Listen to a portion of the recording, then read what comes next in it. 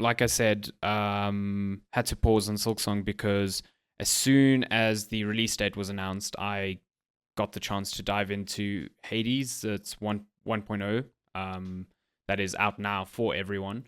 I played a lot of Hades when I reviewed it when I reviewed the early access version for GameSpot when it came out a year and a half ago, around about then. So I played quite a bit then. I played like 30, 40 hours, and I checked back in every now and then. There were like big-ish updates that were added that like added some new weapons or added some new story content and stuff. But I got to the point where I'd seen quite a bit, and I was satisfied being like, okay, cool. There are definitely a bunch of areas that aren't finished yet, and like the game makes it very clear, like you've reached the end of the current content. More is going to be added here, XYZ. And I was content with like waiting until the end to kind of experience all that and not seeing it in like drips and drabs as they got to the end. So the 1.0 version added like a true ending to the game, which is kind of neat, but it also, coming back to it even after just a couple of months of not playing, so much content. Like it just shows that Supergiant knows how to use early access as a test bed, not only to balance its games, but to also just like really delicately add content at the same time while also just building something that is astronomically larger than anything they've ever made. So Hades 2 is, for all intents and purposes, like a sequel, definitely, to Hades 1, like narratively, structurally, gameplay-wise, for sure. In terms of size, it is probably double the size of Hades 1. And I say this because it's hard to say, like, I'm not spoiling anything here, but there are two distinct routes you can take every night instead of one. And each one of those routes is essentially the size of Hades, the first one. 4 biomes, bosses, different enemies, stuff like that. So when you disconnect the two, there are essentially two Hades-sized games that are now smushed into one, and that whole thing has its own cohesive story where the story adapts to which path are you choosing any given night, which enemies are you finding on any given night, why are you choosing one path opposed to the other, what resources are available in one area as opposed to another, stuff like that. So there's just a lot more to mess around with in terms of the decisions you can make every night and kind of like how it allows the content to feel more fresh every time, because you're not just going through the same 4 biomes, you've got now 8, there's just a lot more on offer. So if you completely new to Hades 2, you don't play as Zagreus again. Zagreus was the protagonist of the first one. You instead play as Melinoe. She's Zagreus' sister. She wasn't born in the first game. She's kind of like born post what happens there, where Persephone and Hades kind of like reunite, and Zagreus and his family kind of like just exist in the underworld. All's cool. They have Melinoe. And then this dude Kronos, who is in this world like the father of all the gods, just like Kronos is in Greek mythology, comes back, kind of disappears Hades, Persephone, and Zagreus, and you as Melinoe have kind of been like training your entire life to take him down and get your family back. And that's the setup for the story. There's obviously a lot that happens between that and the eventual end, and also that and the plight of all the other gods that you come across. And I think Hades 2 super nails that aspect of it again, in that it delicately like weaves its story through each of your runs every night. It still does the thing where it feels like magic, how it incorporates your choices and your actions every night into its overall story and the character dialogue. It feels like magic. It's super weird how a boss on a run will reference like how you died in a certain room with a certain weapon to a certain enemy, and just like naturally let that flow within their dialogue. I don't know how Supergiant has built the stuff, but it feels even more like unbelievable here, especially with the amount of dialogue on offer. From a gameplay perspective, it's very similar to Hades 1, although Melinoe like works slightly differently in that she doesn't have as many dashes as Zagreus, so she's got a single dash, where Zagreus, I think, depending on how you upgraded him, could have like 3 in a row. Yeah. So she's got a single one, and the cooldown between the dashes is also like much longer. So to kind of make up for that, like step down in mobility, you've got a cast, which Zagreus had a cast where he like shot at a little diamond thing that like got embedded into enemies and would do all sorts of things. Milenoe's got like a circular spell that she drops down on the ground, and that acts as like an immobilizer for enemies. So if you cast and enemies are in there, they cannot leave that circle. And it allows you to kind of like lock down enemies in a certain area of the combat arena and reposition yourself and use that to your advantage. You can also empower this cast with boons from gods. So you can like from Zeus make it so that everyone trapped in your cast also gets shocked by lightning, or Poseidon's one will like inflict enemies with a curse called Splash, which will make them susceptible to like other damage from other sources for like 30% more, something like that. Essentially, it's like an offensive and a defensive move, and it makes up for her lack of mobility. But her like standard and special attacks are kind of like the same. She has these new things called Omega attacks, which are just like charged versions of your standard attacks. And they kind of do their own thing. Like if you're looking at the footage now, when you have I think it's the Witch Staff or the Moon Staff, your standard attack will jab enemies in a straight line. If you hold that down and fire, then you'll fire like a linear attack behind and in front of you. That's like a wave attack. So it is like a charged version of that, but it is like different to just like, this is the strong one and this is the not so strong one. They are fundamentally 4 different attack types on one weapon. Yeah. And then the boons obviously fundamentally change how those work, how you stack them, stuff like that. It's a lot of like, if you enjoyed Hades 1's gameplay, this is very familiar. It's just more. There's more customizability when it comes to how you do like permanent progression. So Zagreus had the mirror that he would go into, and you would put in points into like damage and health buffs and how many death defiances you went through with every run, stuff like that. Here you've got a whole like card system. Well, it's called the Arcana card system. It's like a board where you have a finite amount of this resource called Grasp, and every card on there has an associated cost. So you can only activate as many as you can given the resource that you have. And each of those presents you with like a different loadout you can take through with every run. So one card, for example, gives me extra death defiances. Another one gives me extra life and mana to start each night with. Yeah. But then there's other ones that are a bit more like complicated. Like there's one called, I think it's called Origination, where it's like, enemies who are afflicted by 2 curses at once. So they're shocked or they've got weak from Aphrodite. As soon as they're inflicted by 2 curses at once, they take 50% more damage. So now you're like, okay, cool. I'm building around the idea of I always need to be able to inflict 2 curses very quickly in a fight. There's another one where it's like, enemies in your casts take more damage. So you always want to be putting down casts. There's another one that increases, I think, your critical rate to a certain degree, but it also limits your maximum health. It's like all these modifiers that let you really tune your run before you've even started it, and let you tune them around like a weapon and a keepsake choice that can almost like direct how your run will start, and then you kind of adapt from there. It's super cool. Like this game has just got so much going for it. It's so deep when you compare it to the first Hades, but builds on all of the strengths of that game without like making changes that I think detract from what a good game that was fundamentally. This is just like Supergiant made Hades 1, which was really, really good. They learned a lot from making that.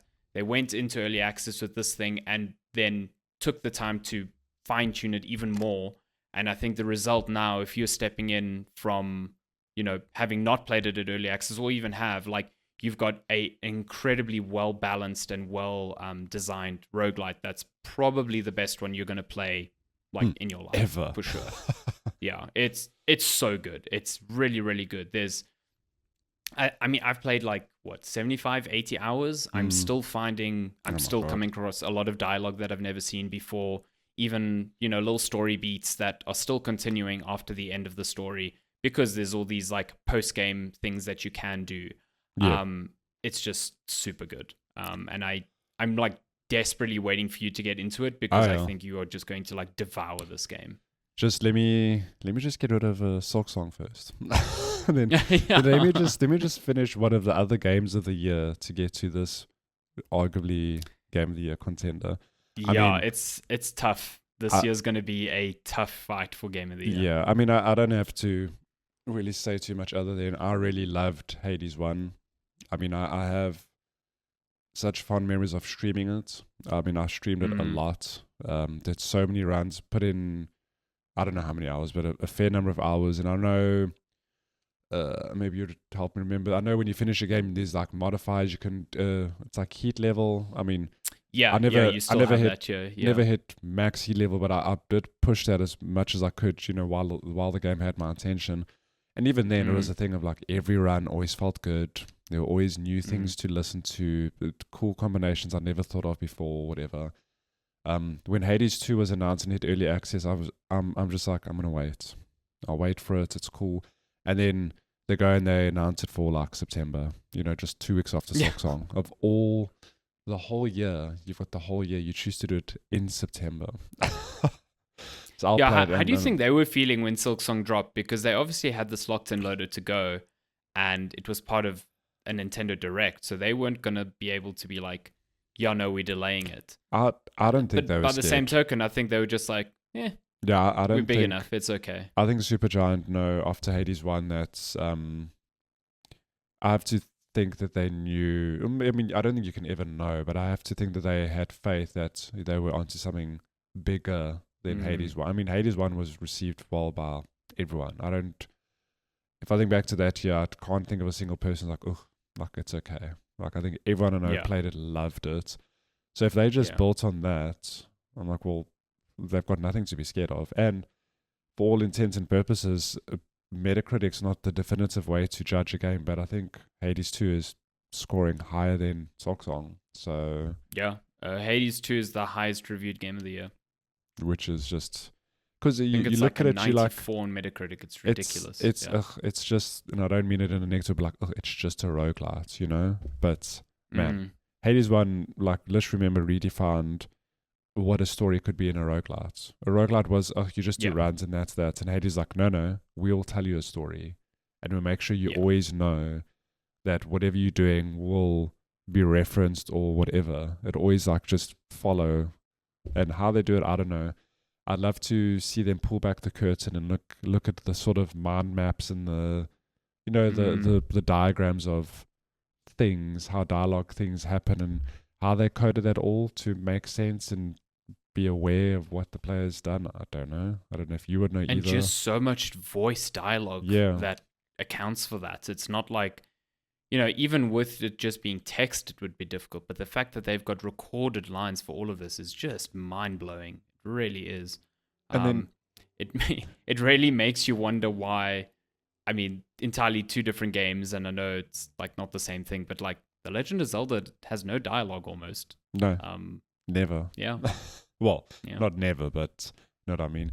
I mean, I almost think like the comparison, like you were saying, it redefined roguelites.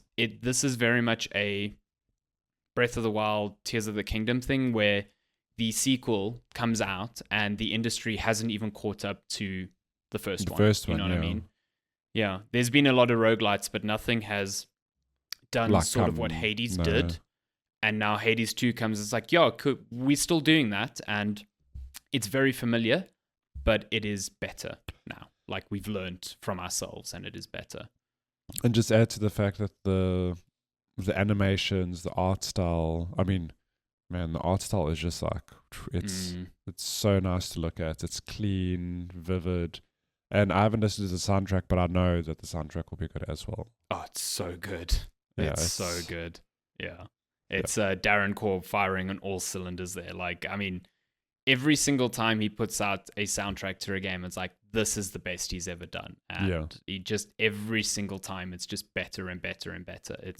It's also like, just like their art style, he's got such a distinct signature to the way he makes music, despite all of the genres kind of being different across the different games. And I think that's, Supergiant has been around for a long time now. Bastion came out a very long time ago, but they, over time, have really established the way their games look and sound and feel. And I think Hades 2 is the culmination of all of that. And it's the one, people are going to look at this and be like, this is a Supergiant game. And from now on, that studio is.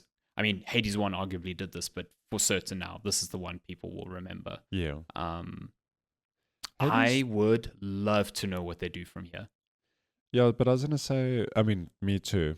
Like, because they don't typically do straight sequels. This is the first This is sequel their they've first done, one. right? Yeah, very So, first like, one. what do they I pivot highly to? doubt they Like, do I a don't third know. one. Yeah, I also don't think they'll do a third one. I would love to know because every single game of theirs is a different genre as well. So, yeah. Yeah. Would Very, love very to see cool it. studio, though. Happy for them. I do wonder, I mean, Hades won how many, I mean, and again, like, awards aren't indicative of a game's success, whatever, but it's just, I like to know, because I like games to be recognized, even if it's just by the Game Awards, whatever. Hades one didn't win, like, Game of the Year. It won awards, but I don't think it won, like, Game of the Year or anything like that, whereas Hades When did it 2, come I out? think, even in this busy year, has a very good shot at winning that. So Hades. Obviously, just googling the word Hades is a bit weird. It's like Hades is a god of the underworld. Like, yes. Came out 2020. It wasn't even that long ago. No, I remember playing that in COVID. Wild. Yeah, it came out in early access in 2020. It was the first game to launch with the Epic Game Store. Can you remember? Yeah. Oh no, sorry. Early access was in 2018. It 2020 went was in the 1.0 2020. Yeah. Okay. So let me just see here. Yo, that was 5 years ago. What is time? Crazy. That's why when they announced the sequel, it was like 2023 at the Game Awards then. But that's... And I was like, oh, they're just doing this. Yeah. Like, very weird. Let's see, awards. Won several awards and honors. Several publications. Considered one of the best games of 2020. Won Game of the Year at the British Academy Game Awards. At the DICE Awards it won Game of the Year. So I did win, okay. And GDC Awards as well. Okay. Hades is also the first game to be awarded a Hugo Award as part of the special video games category introduced at the 2021 Hugo Awards. That's very interesting. Oh. Well, there you go. Hades. Yeah, so it won Best Indie and Best Action at the Game Awards 2020, if that is any indication. It was nominated for Game of the Year, did not win. Yeah, I think this year, although that's it. This year, the Game of the Year has to go to an indie, surely. I mean, it's Hades 2, Silksong, Expedition 33. Exactly. Exactly. Death Stranding might be a nominee. I love Death Stranding. I think it would be a nominee, but for that to win Game of the Year at the Game Awards would be wild to me. Listen, Jeff and Kojima. Listen, I like that game, but it... You know what? Hold your hands to your ears, Darren. It's not Game of the Year. I don't think Darren would argue. I think it's his Game of the Year, but I don't think... I'm there. Fair enough. He's able to distinguish. It's one of my favorite games this year, but can I tell you now, between Silksong and Expedition 33, just for me alone, I'm like, shit, like, I don't know. It's tough. It's tough. It's tough, I genuinely, like, going into September, I'm like, cool, Silksong is going to be that game of the year for me. And I didn't expect, A, to get to the end of September with Hades 2 out, and B, for it to be far and away the best game I've played this year. Like, here you go. Which is no shade on all the others I've played this year. It's just like, this game is just unreal. Like, it's the first 10 I've ever given a GameSpot. Very first one in 90-something reviews. I thought you were going to say 90-something years. Like, you're not that old, man.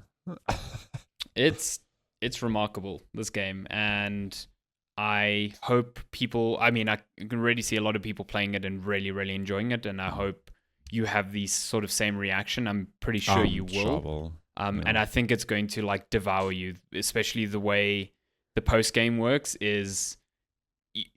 There's a heat system, but it's different. And I think it's way smarter. And there's just so much more to do in the post game than there was in the first one. So really keen for you to get stuck in there. I'm there. Can't wait for you to get to some bosses as well, because they are some fucking great ones. Just so good. All-timer. I'm ready. Boss fights, yeah. No, I really can't wait. But I think I really want to. I say this when I say I want to wrap up Silksong. I don't mean like so I can get it done. It's just I want to give it the time it deserves, and then of before course, I move on of course. to Hades 2. You don't want to rush a game like Silksong. No. Because I think that just sours the experience. You, So, you, no, I get you it. can't I rush get it because you got to do run backs to bosses, and it's just How long is your commute to work? my commute. I mean, I'm working from home, but it would be like 30 minutes to an hour ish. Sounds like a Hades run to me. Damn. well, no. Listen, there are times I have to get on a train to family in Ipswich, and that's about an hour. So, Oof, that sounds there like you go. 2 or 3 runs to me. my Depends God. how good you are. Damn.